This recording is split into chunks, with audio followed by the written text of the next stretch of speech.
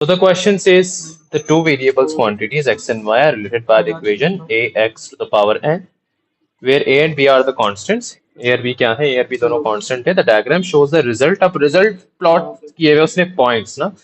The result of plotting ln y against ln x for the four pair of values of x and y. ठीक है. तो diagram ने ln y against ln x plot किया है, तो समझ जाओ कि एक स्ट्रेट लाइन होगी तो वो किस फॉर्म पे होगी. ln y is equals to m ln x plus c की फॉर्म पे इक्वेशन होगी. ठीक है. अगर उसने ln y against ln x, देखो ना यहाँ पे आपको साफ नजर आ भी रहा है. ठीक है. तो ln y is equals to m ln x plus c की फॉर्म पे. अगर हम इसको करेंगे किस तरीके से, देखो हमें एक इक्वेशन दी हुई है that is connecting x and y. तो ये y is equals to a x to the power n है. अब आपको इस फॉर्म पे इक्वेशन पर आ रही है ln y is equals to m ln x plus c की फॉर्म पे. तो दोनों साइड्स पे ln लगाया हम लोगों ने. सही है. और ये ln y is equals to, ये दो अलग अलग मतलब सिंगल ln है a के साथ और xn के साथ, तो हमने ऐसे करके इसको ब्रेक कर दिया. ठीक है. और ये हो गया ln x के ऊपर पावर n. फिर ln y is equals to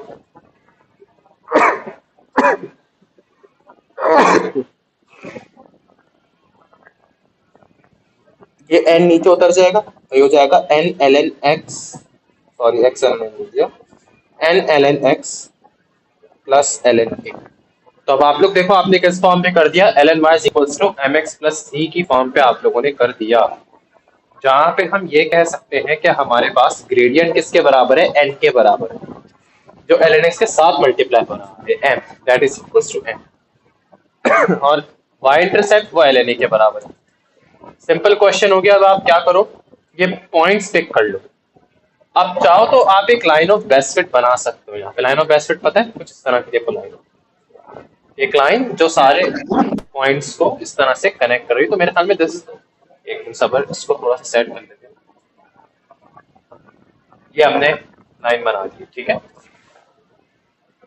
चाहो तो कोई सा भी इससे पॉइंट आप लोग पिक कर लो. तो हम एक काम करते हैं कि ये पॉइंट पिक कर लेते हैं. ये पॉइंट क्या यूनिट होगा इस पॉइंट का, आई थिंक ये 2.8 होगा. ठीक है. और 2.8 कॉमा हमें ये वाला पॉइंट, इसका y कितना दिया हुआ है, 2.8 कॉमा 1.4. ठीक है. तो 2.8 कॉमा 1.4 हमें एक पॉइंट दिया हुआ. सही है भाई. 2.8 कॉमा 1.4 ये एक पॉइंट हो गया. दूसरा पॉइंट कौन सा, ये वाला देख लो. ये वाला, ये देखो क्या है, ये कौन सा पॉइंट होगा, 0.4 कॉमा आई थिंक 0.8 है. ठीक है.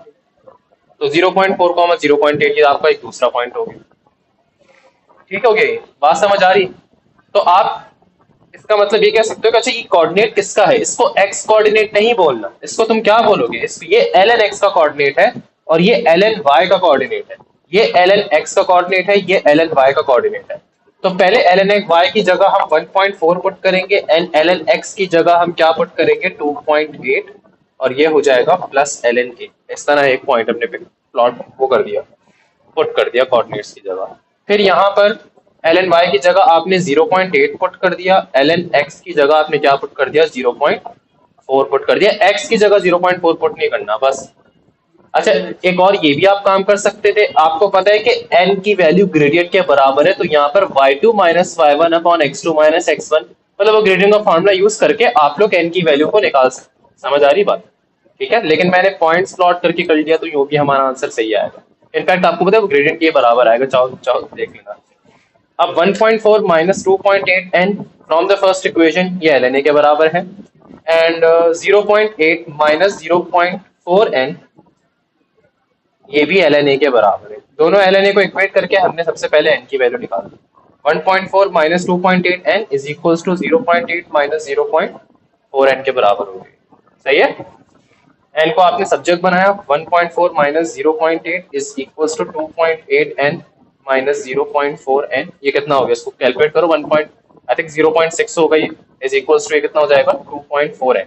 तो 0.6 डिवाइडेड बाय 2.4 आई थिंक 0.25 आएगा. चेक करना. 0.6 डिवाइड बाय 2.4, 2.5 समथिंग, पता नहीं. यहाँ देख चेक कर लो कैलकुलेटर से क्या आ रहा है. हाँ 0.25 सही बोला था. तो n की वैल्यू क्या आ गई, 0.25 1.25 आ गए, जिसको हम फ्रैक्शंस में लिखना चाहो तो 1/4 लिख दोगे। लेकिन शायद उसने आपको ऐसे ये भी नहीं बताया कि डेसिमल, हम डेसिमल्स में लिख लेंगे, कोई मसला नहीं। ठीक है, n की वैल्यू आ गई 1/4। तो अब a की वैल्यू निकाल दो। कोई सी, जो आपने दो इक्वेशंस बनाई थी ना, ये प्लॉट, ये दो इक्वेशंस बनी थी, इक्वेशन नंबर 1, ये इक्वेशन नंबर 2, इसमें से कोई सी भी इक्वेशन पिक करो, उसमें n की वैल्यू लिख दो। तो ये 1.4, लेट्स से मैं इक्वेशन नंबर 1 पुट कर रहा हूँ, तो n की जगह आपने लिख दिया 0.25। ठीक है, कोऑर्डिनेट ये 2.8 था और ये प्लस ln a। तो बस इसको आप कैलकुलेट कर लो, 1.4 minus 0.25 into 2.8 is equals to ln a। इसको जरा कैलकुलेट करना लेफ्ट साइड को, अहमद इसको जरा कैलकुलेट करो क्या आ रहा है। a की कैपिटल a की वैल्यू निकाल दो। 1.4 माइनस 0.25 इंटू, हाँ कितना आ रहा है, 0.7 is equals to ln a। एक साइड कुछ भी नहीं तो आप ln e 0.7 is equals to ln a। ये e के ऊपर पावर पे चला जाएगा तो ln e to the power 0.7 is equals to ln a is equals to e to the power, हाँ मतलब 0.7 क्या आ रहा है आंसर, 2.01 आ रहा है।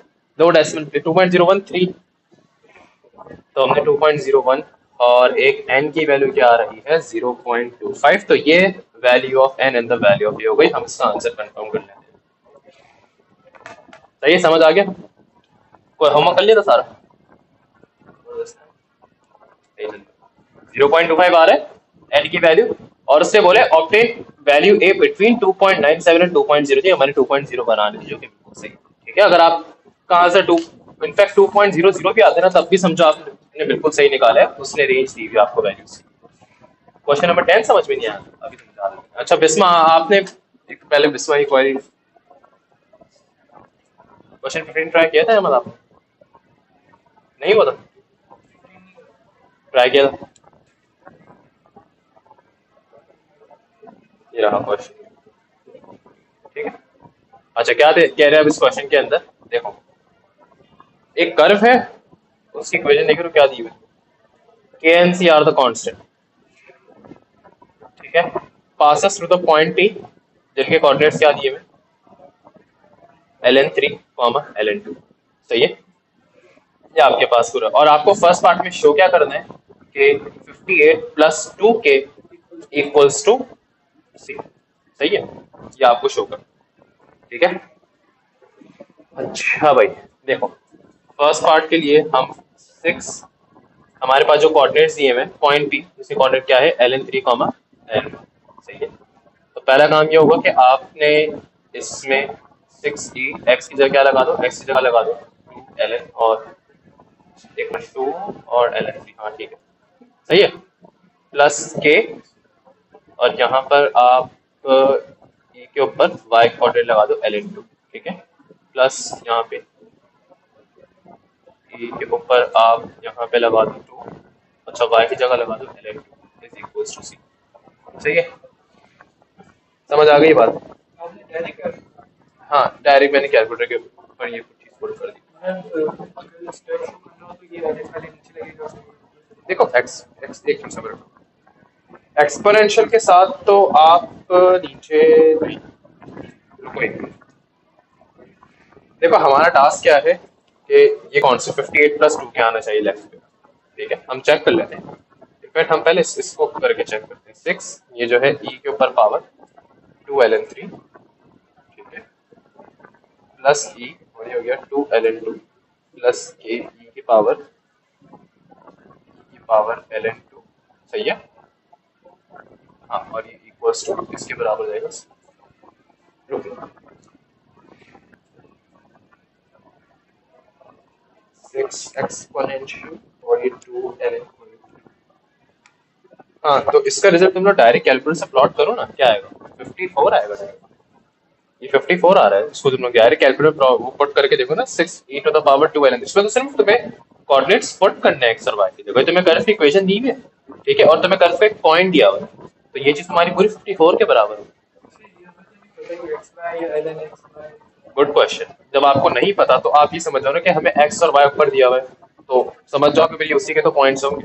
एक कर्व है, देखो ये कर्व दिया हुआ है, और कर्व की इक्वेशन में आपको ये बताया हुआ है, तो जब आपके पास यहाँ पे ln log वगैरह, और आपको इनफैक्ट ये कर्व की इक्वेशन है, पहले एक तो बात याद रहे, किसकी इक्वेशन है, ये कर्व की इक्वेशन है। तो कर्व में तो एक्स और वाई पॉइंट्स आपके पास होंगे, ये तो नहीं बोला ना जैसे कभी कर्व में तो नहीं देखा था कि L N Y against X, इस तरह की तो अभी तक कोई बात नहीं हुई है हमारे पास। तो ये कर्व में तो वाई और अगेंस्ट एक्स ही होगा, स्ट्रेट लाइन में वो कहता था कि L N Y against X is straight line, ठीक है। तो इसमें तो आपने सिंपली सिर्फ पॉइंट्स पुट करे और पॉइंट्स पुट करके 6 e to the power 12 and 3 का रिजल्ट जो आया आपके पास क्या है, आपने इसको कैलकुलेट कर दिया, ठीक है।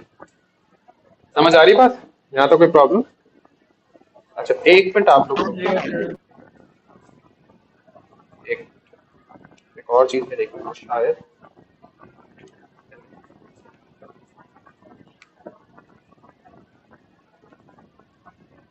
हाँ सही है।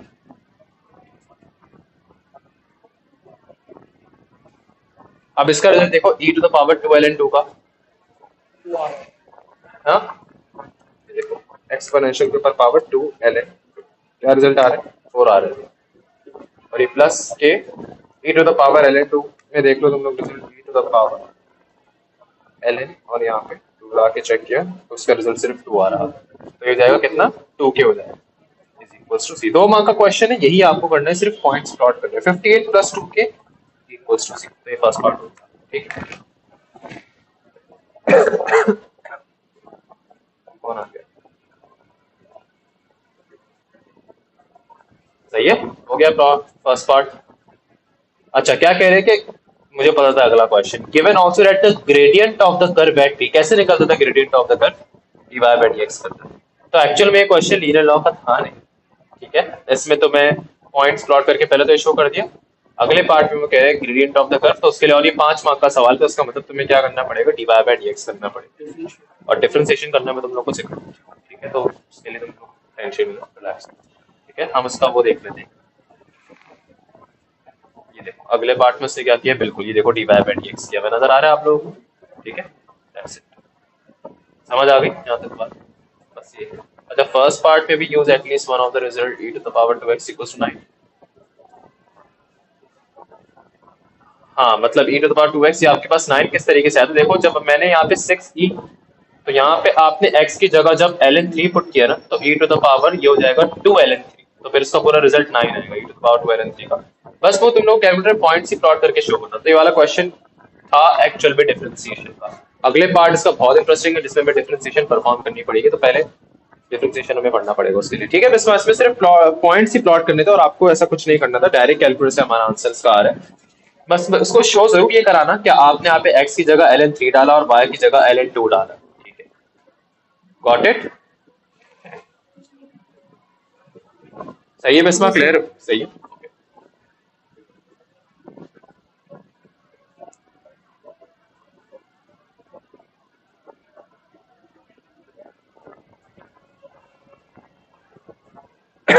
अच्छा क्वेश्चन नंबर 10 समझ में नहीं आ रहा है बिस्मा, इसके अलावा क्वेश्चंस हो गए थे सारे, जी सर। लीनियर लॉ हमारा बस ये लास्ट क्वेश्चन में करवा रहा हूँ, उसके बाद फिर अगले चैप्टर की तरफ, सही है। That is trigonometric identity.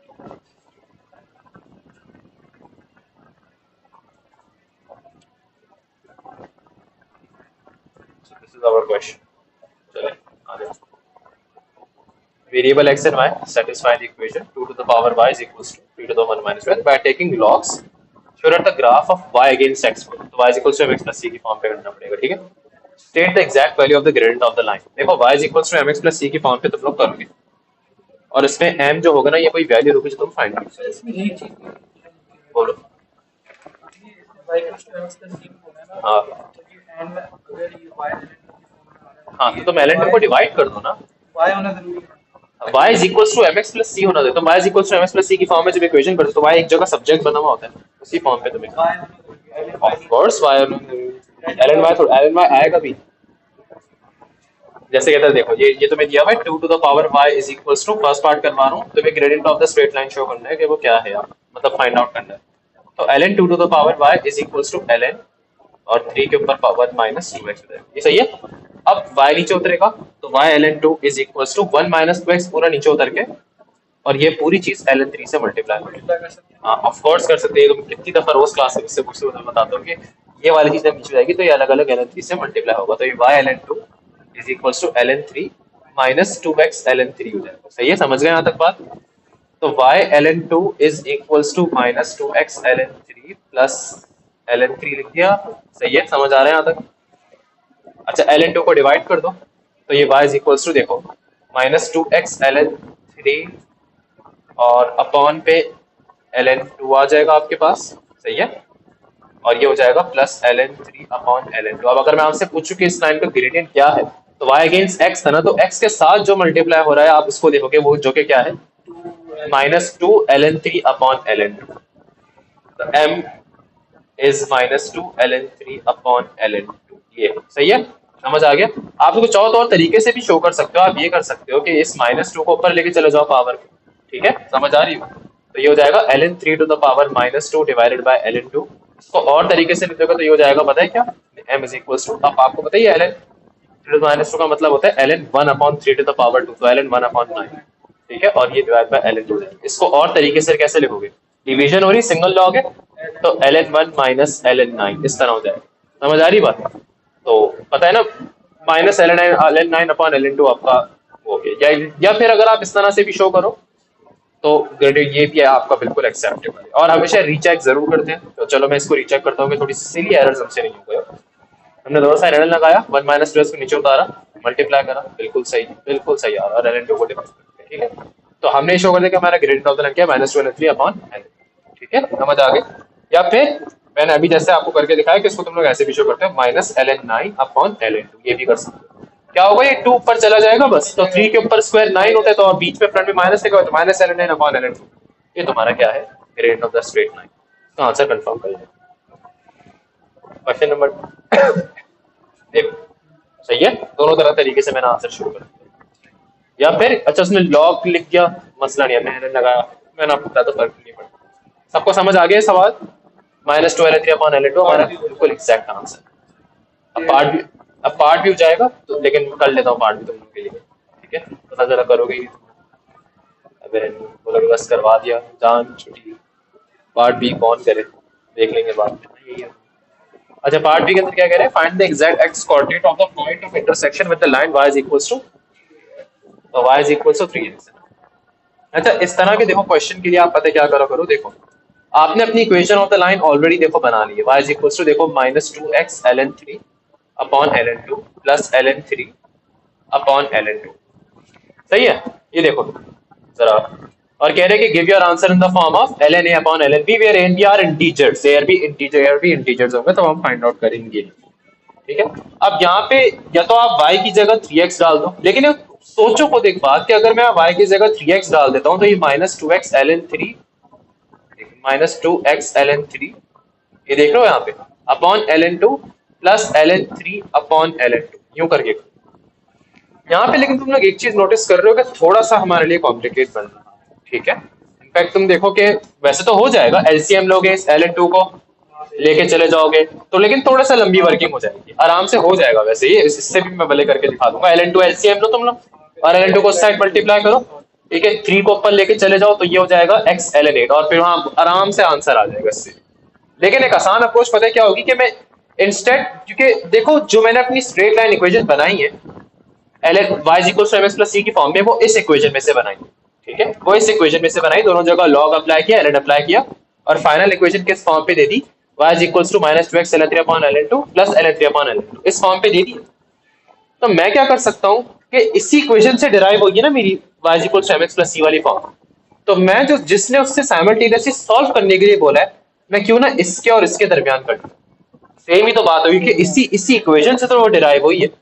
तो अगर मेरे पास इक्वेशन है y is equals to 3x, और दूसरी इक्वेशन क्या है कि 2 to the power y is equals to 3 to the power 1 minus 2x, तो यहां मैं ऐसे कर सकता हूं कि ये देख रहे हैं यहाँ पे 2 के ऊपर पावर 3x ये कर दो, समझ आ रही है, और 3 के ऊपर पावर 1 माइनस 2x, ये काम कर लो। ठीक है, समझ आ रही बात यहाँ? एनी क्वेश्चंस किसी को? और आप एक बात मुझे यहाँ पे बताओ कि 2 टू द पावर 3 किसके बराबर हो जाएगा? हम ये भी तो कर सकते हैं, देखो अहमद, 2 टू द पावर 3 ये बराबर हो जाएगा 8, तो 8 के ऊपर power x is equals to 3 के ऊपर पावर 1 माइनस 2x। समझ आ रही बात? एनी क्वेश्चंस किसी को? और उसने पूछा सिर्फ आपसे x कोऑर्डिनेट ही पूछा, तो अभी हम x कोऑर्डिनेट ही निकालेंगे। अब बात कुछ पूछ रहे हो आप? तो ये ln 8 to the power x is equals to, यहाँ पे भी अब आपने ln लगा के 3 1 माइनस 2x आ गया, ये देखो सही है। ये हो गया x ln 8 is equals to 1 minus 2x, वही हो गया ln 3। ये देखो अहमद, आगे समझ।